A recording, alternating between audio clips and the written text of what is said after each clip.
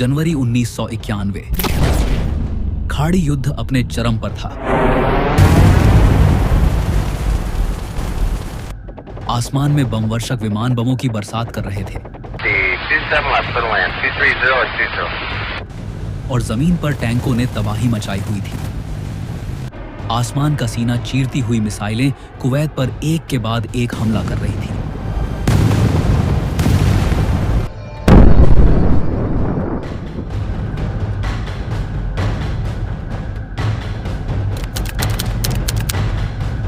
इसी बीच 8 कमांडो दुश्मन देश में उतरे एक गुप्त मिशन के साथ।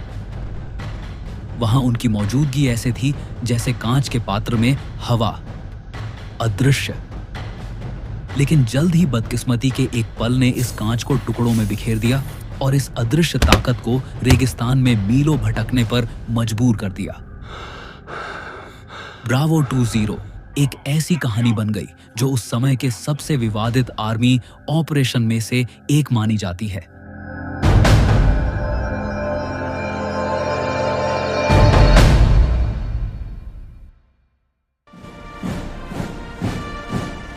सन 1990 सद्दाम हुसैन ने अचानक कुवैत पर हमला किया। इराकी राष्ट्रपति की तानाशाही जो तेल से भरपूर इस मुल्क को निगल जाना चाहती थी, और इसी के चलते कुछ ही दिनों में कुवैत पर इराक का कब्जा भी हो गया। दुनिया स्तब्ध थी। कुवैत मदद की दृष्टि से पश्चिमी राष्ट्रों की ओर निहारने लगा।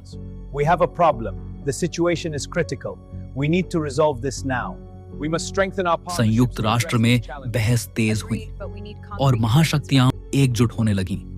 जल्द ही अमेरिका के नेतृत्व में एक विशाल सैन्य गठबंधन तैयार हुआ और जनवरी 1991 में एक ऑपरेशन शुरू किया गया जिसका नाम था ऑपरेशन डेजर्ट स्टॉर्म। आसमान में गरजते फाइटर जेट्स, रेगिस्तान में बढ़ते टैंक और इराक को कुवैत से खदेड़ने के लिए मित्र देशों की सेनाएं इराकी फौजियों पर बमबारी कर रही थी। इराकी राष्ट्रपति सद्दाम हुसैन ने भी बदले की कार्रवाई करने की शपथ ली और अपने सबसे शक्तिशाली और घातक हथियार को इस युद्ध में इस्तेमाल करने का निर्णय लिया। वो हथियार था स्कड बैलिस्टिक मिसाइल्स। ये लंबी दूरी की मिसाइलें थीं जो लेजर और सैटेलाइट जैसी आधुनिक तकनीक से लैस थी। इनकी मारक क्षमता बहुत घातक और अचूक थी। सऊदी अरब के तमाम शहर, यहां तक कि इजराइल भी इन मिसाइलों की जद में थे। इन मिसाइलों का एक गलत निशाना खाड़ी देशों की तबाही का कारण बन सकता था। इजराइल जैसे सैन्य संपन्न देशों पर हमले का मतलब एक बड़े युद्ध की शुरुआत हो सकता था।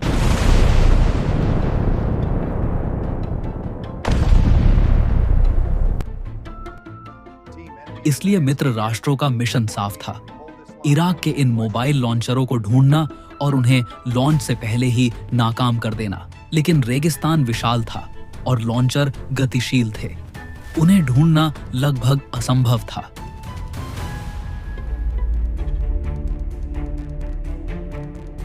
इस मिशन को अंजाम देने के लिए ब्रिटेन की सबसे खतरनाक सैन्य इकाई स्पेशल एयर सर्विस को चुना गया।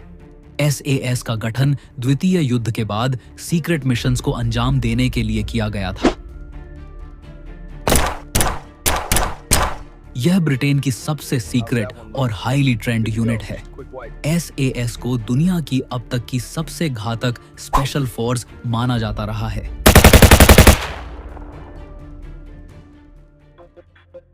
रेगिस्तान की ठंडी रातें और हवा में बारूद की गंध, दुश्मन देश में जाकर मिसाइल लॉन्चर्स का पता लगाना और उन्हें नाकाम करना एक बेहद खतरनाक मिशन था। इस मिशन को अंजाम देने के लिए British special force special air service की B स्क्वाड्रन से 8 मेंबर पेट्रोल को चुना गया, जिसका कॉल साइन था ब्रावो 20। टीम का उद्देश्य स्पष्ट था, इराकी स्कड मिसाइल्स लॉन्चर्स का पता लगाना और उन तक पहुंचने वाली फाइबर ऑप्टिकल केबल्स ढूंढकर उन्हें नष्ट करना। ये फाइबर केबल्स सैटेलाइट कनेक्शंस द्वारा स्कड मिसाइल लॉन्चर्स को Iraqi command and control centre से जोड़ती थी। इन्हें नष्ट करना मतलब लॉन्चर्स को कमांड सेंटर से पूरी तरह से अलग कर देना था। इन केबल्स के नष्ट होते ही लॉन्चर्स बेकार हो जाते। टीम के लीडर सार्जेंट एंडी मैकेनेब थे, जो कि एक अनुभवी ऑपरेटर थे। टीम के बाकी 7 सदस्यों में लॉन्ग रेंज पेट्रोल के माहिर, डीप पेनिट्रेशन ऑपरेशंस के expert, explosive expert, communication specialist और अन्य बेहद अनुभवी लोग शामिल थे।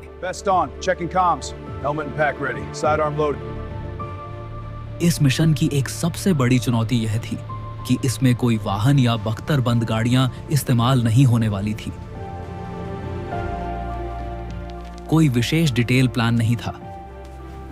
टीम को अपने भारी भरकम बर्गेन्स के साथ ही दुश्मन देश में जाना था और शीघ्र ही एंडी मैकेनेब और उनके साथियों ने मिशन की तैयारी शुरू की। उन्होंने अपने साथ अपने हथियार, हजारों गोलियां, grenade launchers, anti tank weapons, भारी गोला बारूद, खुदाई के उपकरण और 2 हफ्ते तक चलने वाला सीमित राशन पानी रखा।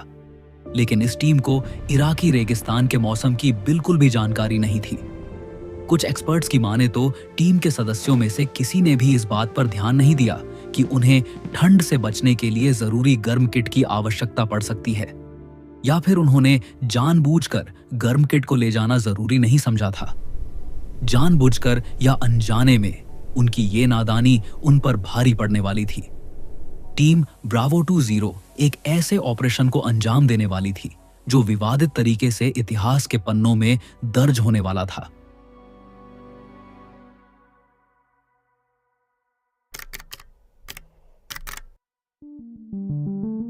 जनवरी 1991, टीम ब्रावो 20 ने मिशन पर जाने की पूरी तैयारी कर ली थी। 22 जनवरी की सर्द रात को एक बोइंग चिनूक हेलीकॉप्टर रेगिस्तान की वीरानी को चीरता हुआ आगे बढ़ रहा था। दुश्मन के रेडारों से बचने के लिए हेलीकॉप्टर जमीन से महज 20 गज की ऊंचाई पर उड़ रहा था। जहां तक नजर जाती, सिर्फ समतल रेगिस्तानी भूभाग था। किसी इंसान या जानवर का नामो निशान तक नहीं था।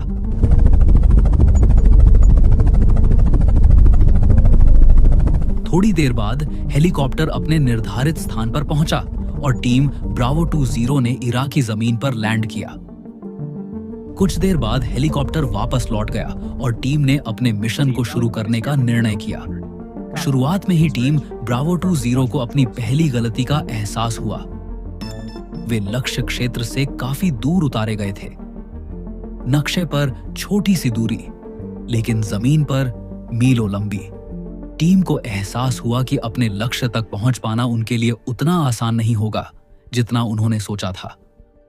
और तभी उन्हें पहला झटका लगा। उनके लॉन्ग रेंज रेडियोस काम नहीं कर रहे थे। शायद सिग्नल में कुछ खराबी थी, लेकिन जल्द ही उन्हें पता चला कि किन्हीं कारणों से उनके रेडियो गलत फ्रीक्वेंसी पर सेट हो गए थे। हालांकि टीम के पास एक बैकअप रेडियो TACB भी था, पर मीलों दूर तक फैले रेगिस्तान में इस छोटे रेडियो से सऊदी कमांड एंड कंट्रोल को संपर्क कर पाना लगभग नामुमकिन था। दूसरा झटका टीम को तब लगा जब उन्होंने देखा कि जिस जमीन को वो रेतीली समझकर उसमें छिपने की जगह बनाने वाले थे, वो दरअसल ठोस चट्टान थी। उस जमीन को फावड़े से खोदना मतलब लोहे को लोहे से भेदने जैसा था। एक डीप पेनिट्रेशन मिशन जिसे सटीक तालमेल और जानकारी पर टिके रहना था, अब आधा अंधा हो चुका था। टीम ब्रावो 20 दुश्मन देश के बहुत अंदर तक आ चुकी थी। शुरुआत अच्छी नहीं थी और असल परीक्षा अभी शुरू होने वाली थी।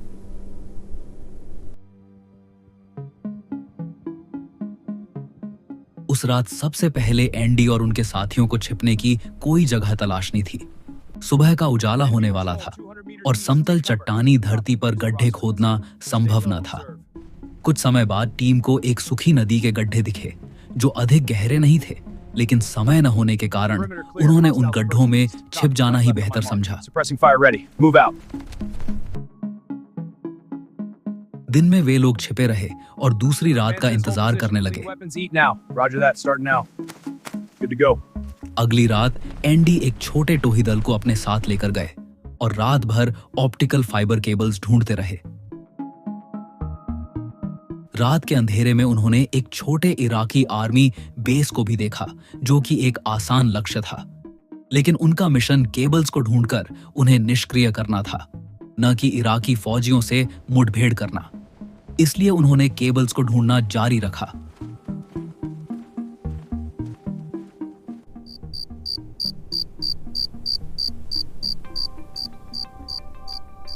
आखिर सुबह होने से ठीक पहले एंडी और उनके साथियों को वो मिल गया जिसकी वे तलाश कर रहे थे। उन्होंने देखा कि मेन सप्लाई रूट के साथ जमीन में कुछ सफेद रंग के छोटे बिकन्स लगे हैं। उनका अनुमान था कि इन बिकन्स के ठीक नीचे या आसपास ऑप्टिकल फाइबर केबल्स दबी हो सकती है। लेकिन अब सुबह होने वाली थी और केबल्स को निकालकर नष्ट करने का समय नहीं बचा था। इसलिए एंडी और उनके साथियों ने चुपचाप वापस लौट जाने का फैसला किया और अगली रात को वापस आकर केबल्स नष्ट करने का निर्णय किया। अगले दिन भी रेगिस्तान की धूल रात की ठंड को अपने भीतर समेटे हुए थी। हवा हल्की थी और बेचैनी भारी। टीम ब्रावो 20 अपनी ऑब्जर्वेशन पोजीशन में छिपी हुई थी, एकदम खामोश, सतर्क और अदृश्य बने रहने की कोशिश में। यह वो पल था जब छिपे रहना ही जिंदगी थी।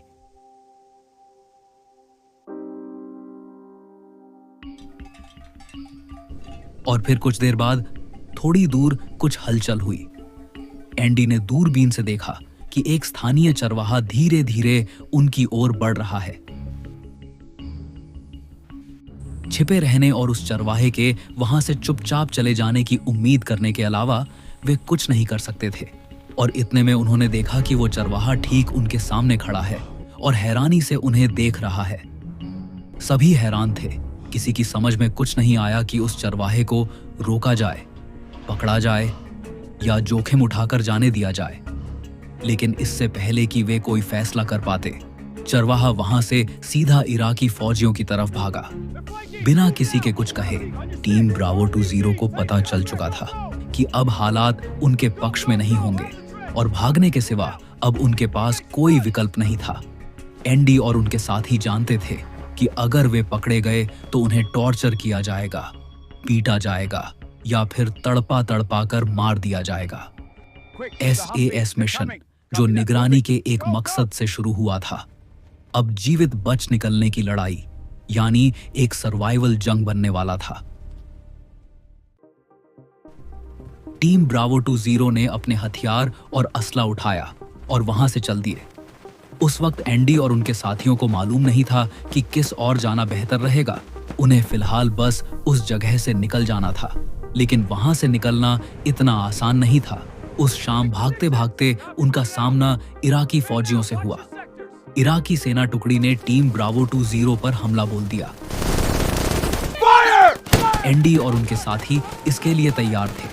उन्हें ऐसी मुठभेड़ का अच्छा खासा अनुभव था। अलग अलग स्रोत की बात करें तो कुछ लोगों का मानना है कि यह एक छोटी मुठभेड़ थी और कुछ अन्य लोगों के अनुसार यह एक लंबी लड़ाई थी। लेकिन इसमें कोई शक नहीं था कि ब्रावो 20 ने जवाबी हमला इतना भीषण किया कि कुछ ही मिनटों में इराकी फौजी धरती पर मृत पड़े थे।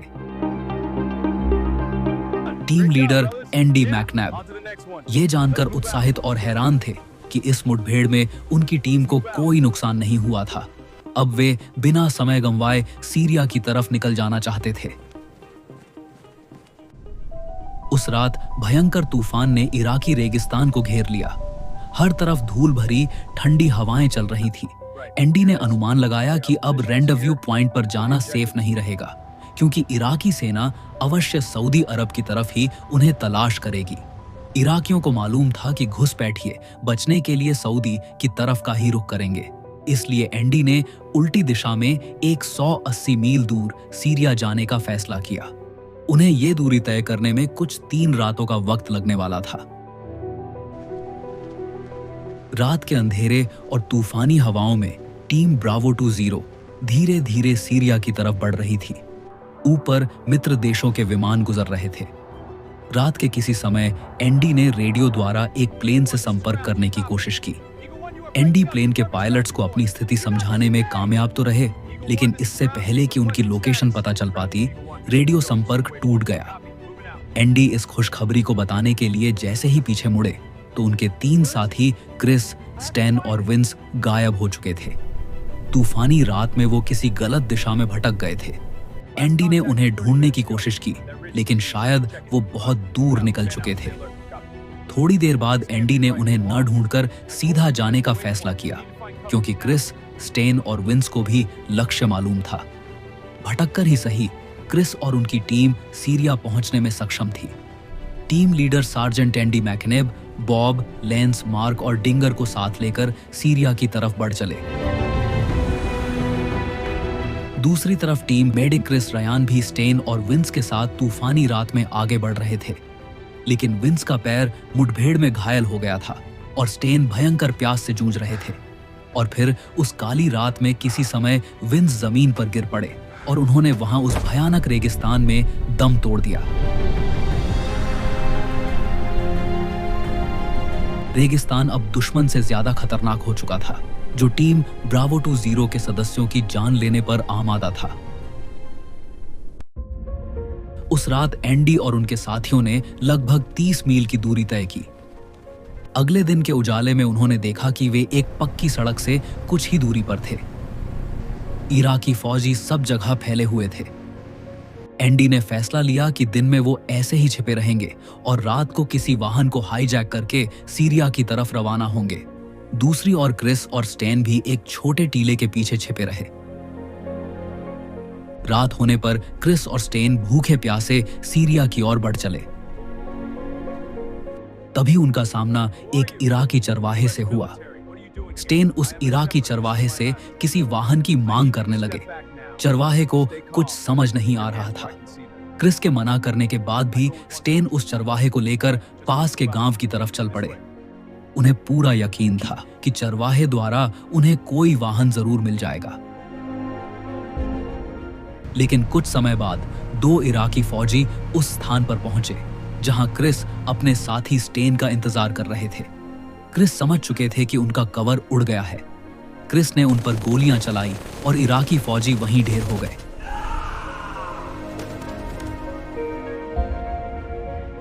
स्टेन पकड़े जा चुके थे।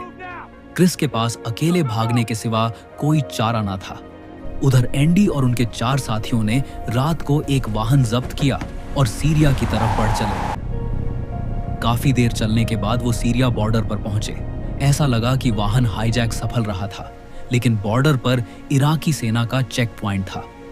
इससे पहले कि इराकी फौजी उनके पास आते, उससे पहले ही वे जब्त वाहन को छोड़कर रेगिस्तान में भागे। इराकी फौजियों ने उन्हें देख लिया और उन पर गोलियों की बौछार कर दी। टीम ने भी जवाबी कार्रवाई में उन पर हैवी फायर किया।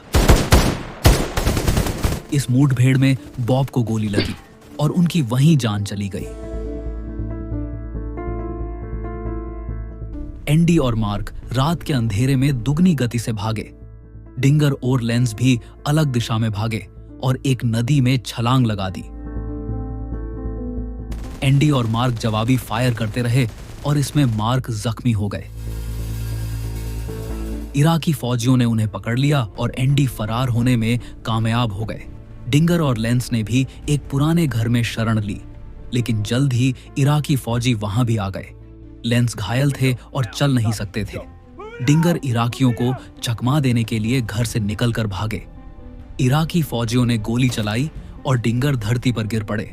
उनके प्रयास के बावजूद लेंस ने उस पुराने घर में दम तोड़ दिया।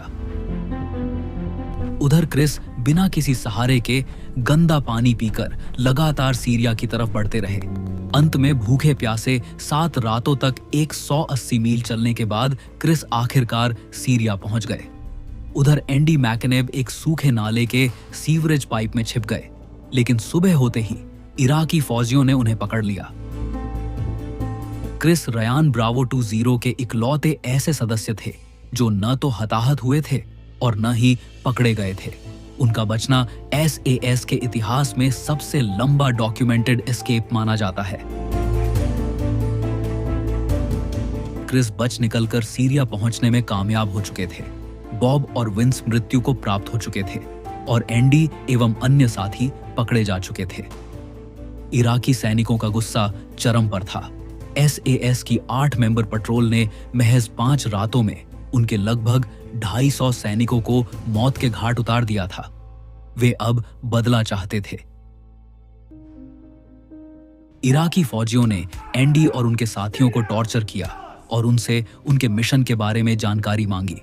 पहले तो एंडी ने उन्हें बरगलाने की कोशिश की, लेकिन अंत में उन्होंने इराकियों को कम शब्दों में अपने मिशन की जानकारी दे दी।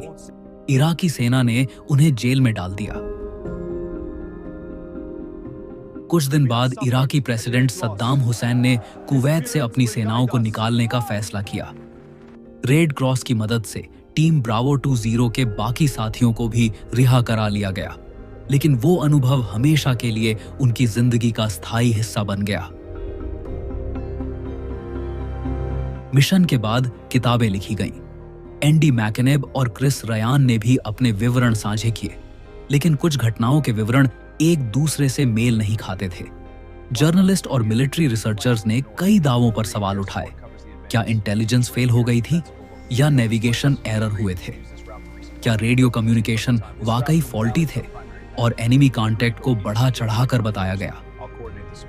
सच शायद पूरी तरह कभी सामने नहीं आया, लेकिन SAS, जो दुनिया की सबसे घातक फोर्स मानी जाती है, उसके इतिहास में एक ऐसा मिशन दर्ज हो गया जो कभी पूरा नहीं हुआ।